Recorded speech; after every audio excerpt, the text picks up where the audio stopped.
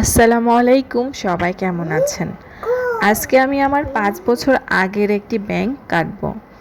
যদিও ব্যাংকটা ৫ বছর আগের হলেও ব্যাংকে কিন্তু আমি বেশি দিন টাকা ফেলতে পারিনি। আমি মনে হয় এই ব্যাংকে ১.৫ থেকে ২ বছরের মতো টাকা ফেলতে পারছি অল্প অল্প করে। তখন আমার হাজব্যান্ড দেশের বাইরে ছিল, সেজন্য আমি আমার হাতে যা টাকা ছিল তা কিছু কিছু কিছু করে জমানোর চেষ্টা করেছি।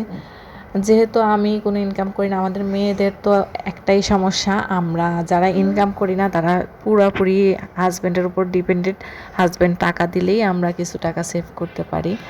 টাকা এমন একটা জিনিস যেটা দেখলে কাঠের পুতুলও কথা বলে। টাকা না থাকলে মানুষের কোনো দামই নাই, সে যত ভালো মানুষই হোক। আর টাকা থাকলে সে যত অপরাধ করুক, সে যতই খারাপ, সে কিন্তু খুবই ভালো, কারণ তার কাছে তো টাকা আছে সেজন্য।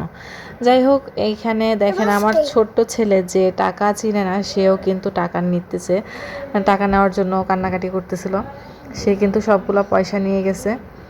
তো এইখানে আমি টাকাগুলো বাইর করার পরে দেখলাম মোটামুটি ভালোই টাকা আমি জমাইতে পারছি।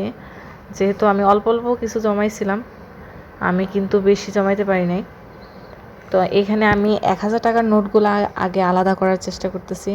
আর এখানে কিন্তু আমি একা একা টাকাগুলো ভাঁজ করতেছি না, এখানে আমার হাজব্যান্ড, আমার বোন, আমার ছেলে, ওরাও কিন্তু আমাকে হেল্প করতেছিল। সবাই মোটামুটি খুবই খুশি টাকাগুলো দেখে। যেহেতু আমি প্রথমে বললাম আমি বেশি টাকা জমাতে পারিনি,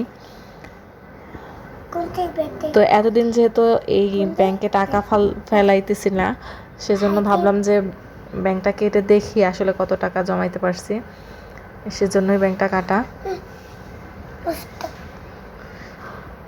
তো সবাই মিলে টাকা ভাঁজ করতেছিলাম। তারপর আমার বোন আর আমার হাজব্যান্ড ওদিক দিয়ে ওরা গুনতেছিল কত টাকা হয়েছে।